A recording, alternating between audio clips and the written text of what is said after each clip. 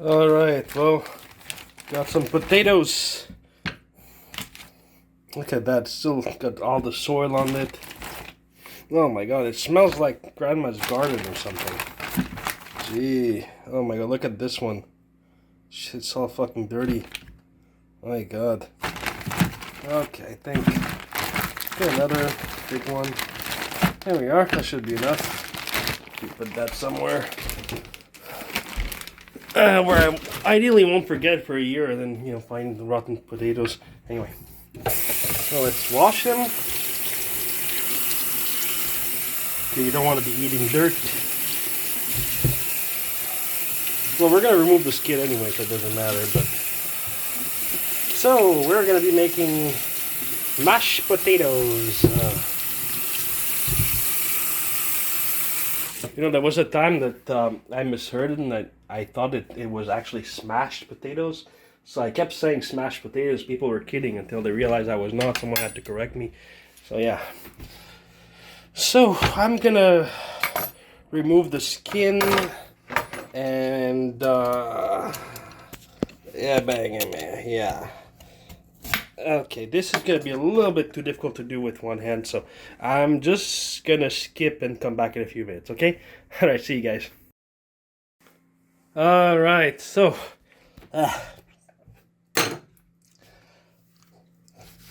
yum yum. So now the trick is to cut them in like really tiny pieces. Oh shit, fuck. Yeah, I'm gonna get a better knife. Let's try this one. Because if you cut them in like pieces that are too big, it's gonna like not boil properly. So wait a minute. How does it work? Come on, yeah, man. All right. Wait a minute, huh? All right. Yay. Ouch. I heard a story about a restaurant in Italy, where people in the village, they were complaining because their cats were disappearing. It was a long time ago, and eventually they found the cats.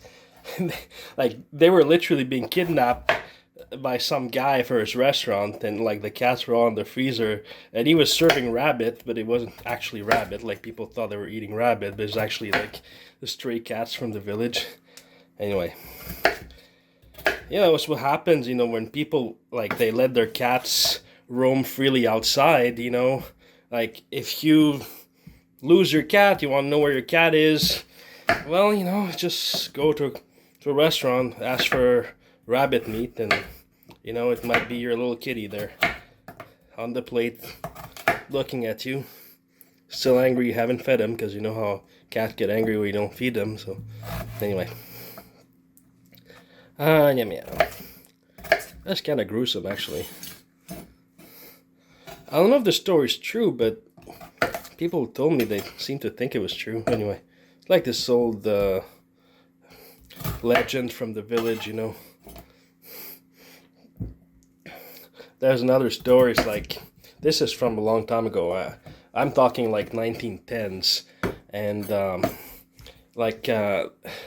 there was a burglar, and someone whose house was being burglarized basically went under the bed sheets and shit, I think it fell on the floor there. He went under the bed sheets and just pretended to be a ghost, and the burglar got scared and ran away. But you would never think of doing that today, but maybe back then, people were more superstitious or something. But yeah, you don't need guns. You just need a bed sheet and make ghost noises or whatever. All right, last potato. All right. Come here. Okay.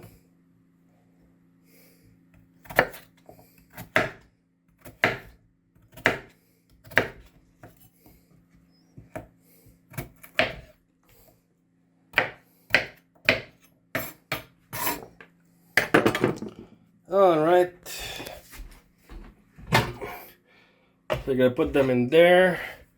Can put the garlic, but I don't know if I have any left. I don't think so anyway. Put all this stuff in the water. And some people don't boil them that much. I like to boil them a lot because unless you have like a special machine to mix it, there's gonna be like little pieces of it and it's disgusting. So, amen.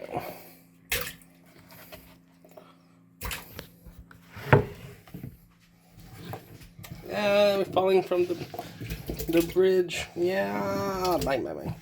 Like taking them to the edge of the cliff and pushing them down. I don't want to die. Ah, back or something. Anyway, all right. Shit, salt. Well, put a bit of salt.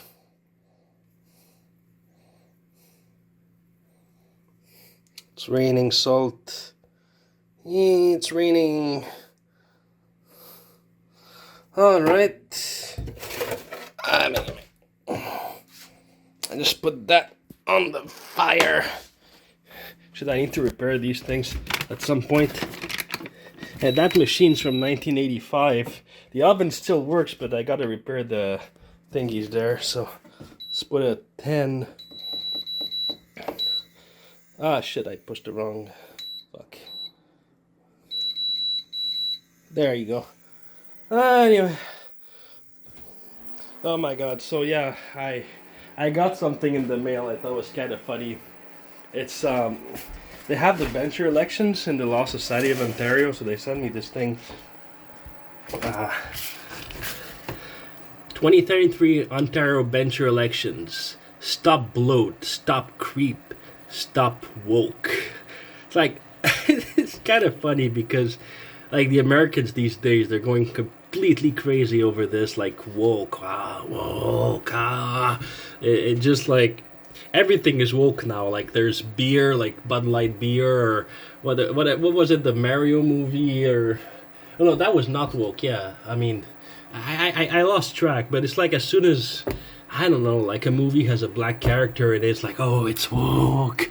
It's kind of funny, and it's like creeping into Canada a bit now, but like, you know,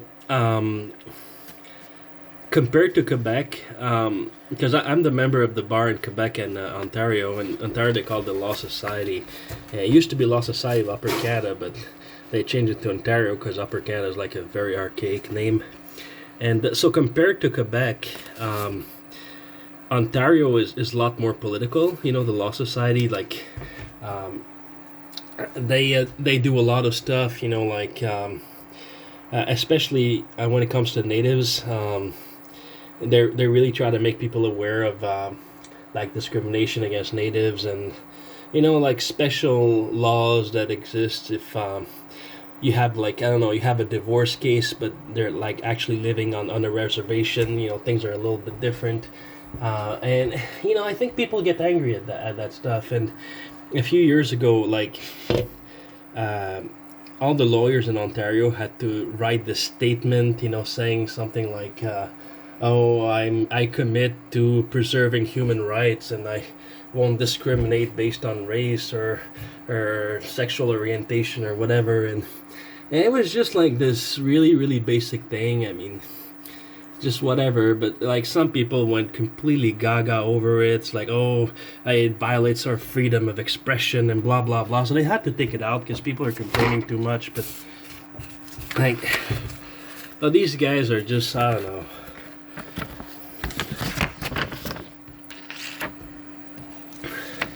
It's like conspiracy theories, you know. What are they saying?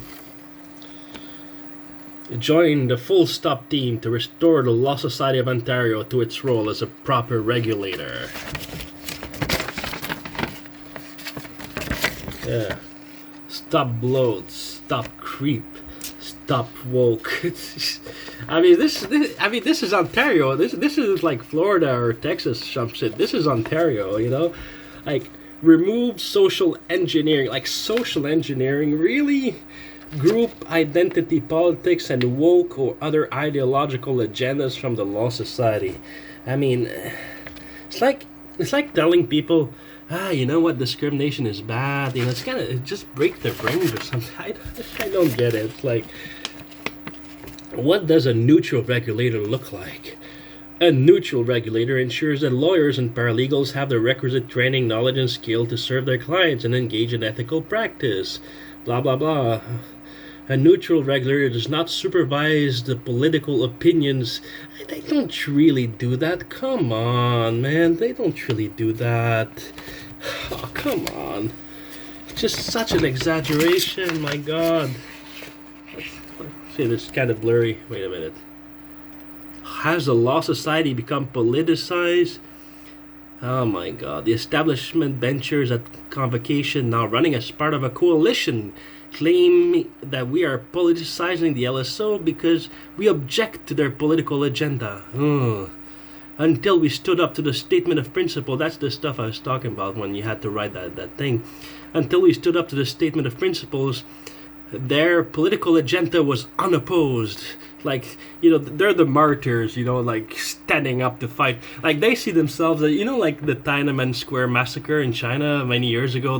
There was this guy who was standing alone in front of of the tank, you know, like this really famous picture. That's what they see themselves as, you know. Oh my God. Anyway. You know, if I was to complain about something, like both Ontario and Quebec, it's really it's the continuing education. It tends to be too expensive for what they offer. Like, you know, an hour-long video isn't worth $150 to watch, especially if it has very little information, and it's like it's all stuff that you can easily get if you just reread some basic shit. Or I mean, and just by working, every time you're working on a case and you're studying the case law, I mean, that's continuing education. But the way like all the professional organizations are pushing that on you now, it's really a racket.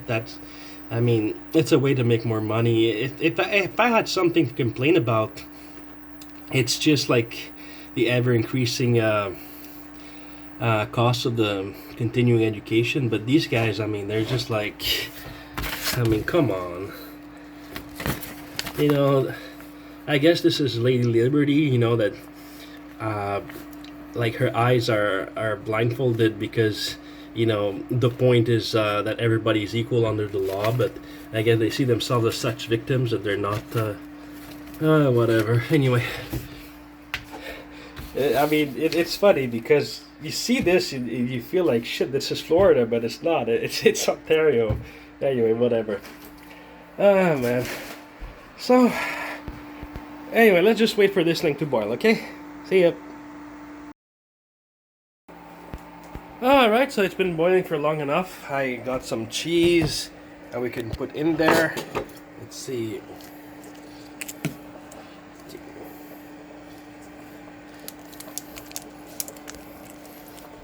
One day I'm gonna chop my finger off while making a video. And then, like, you you go through like so much trouble to make a YouTube video. Like, you sacrifice your own finger, you know, to make a YouTube video, and then YouTube is like, that's offensive. They delete it, you know, because it's like blood and like, you know, maybe I'll just tell them it's fake or something. But anyway, legally it's better not to chop off your own fingers while you're cooking. I remember a show. I think it was like Hell's Kitchen, you know, with Gordon Ramsay, and like they had to cook something really fast, and like someone actually cut himself, and it was like when he gave the plates to the judges, like there was blood on the plate, so he was disqualified. Anyway, that was pretty bad.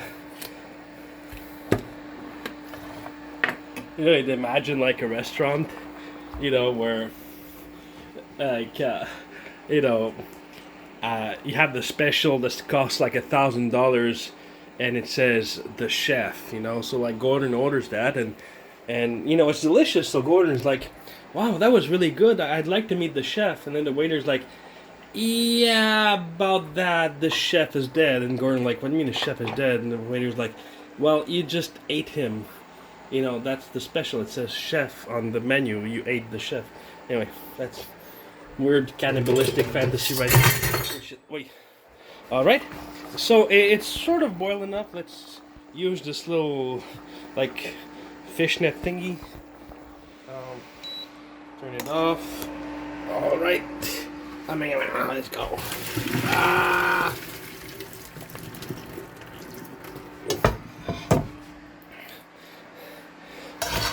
You notice how, like, in all the videos, Gordon Ramsay always call every woman, like, my darling? You know, at some point someone's going to, like, be angry. So we're gonna put some oil, just sunflower oil.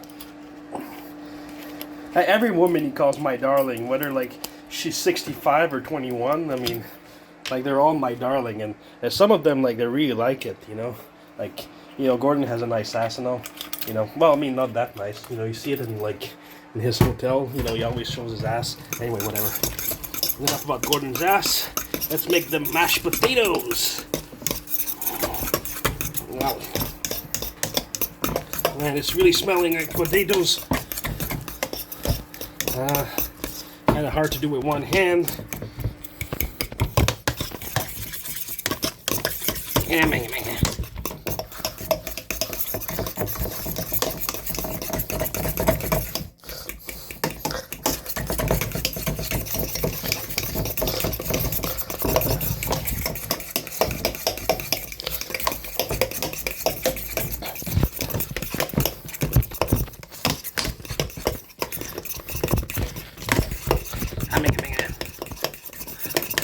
Alright, yeah, a little bit more.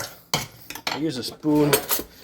You know, once in a while I have my utensils there, but sometimes they're all over the place in the bathtub and everything. Anyway.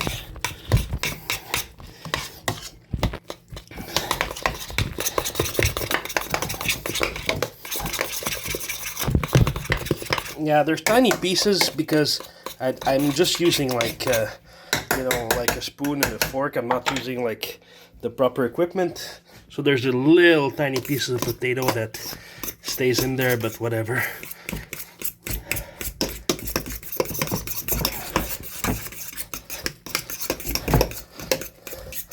Add some more salt. And it's raining. All right. Try to crush all the tiny pieces.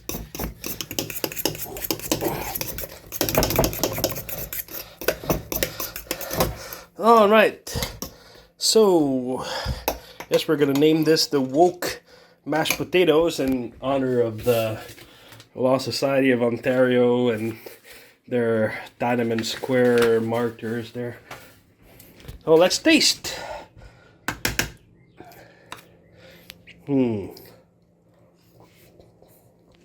Yeah, that's pretty damn good. That's the mashed potatoes, man. Make sure you make yourself some. Oh yeah, that's pretty good. Alright, see you guys later. Bye-bye.